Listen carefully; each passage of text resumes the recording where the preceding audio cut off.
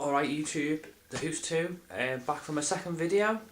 First thing I wanted to just say to everyone is thanks very much for subscribing. I really appreciate it, and thanks for all the nice comments that you sent through. With it being my first video, it was quite nerve-wracking, but I've done it now, and I'm going to move on to second video. It's not trades or pickups.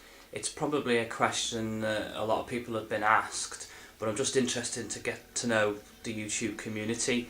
And the first question I want to ask everybody is, what was the first ever game that you can remember playing on when you were a kid, or whenever you got your first console?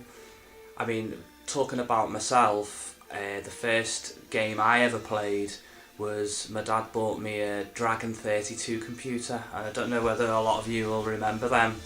They were like the Commodore. You put the tape in, you played it. But I remember him turning up at Christmas with it. The first ever game that I played on it with my sister was Chuckie Egg, and I just used to spend hours and hours on that game all the time. So that was my first ever video game that I ever played. The second question I wanted to ask everyone was, what was the sort of first game you ever played that had a real overall lasting effect?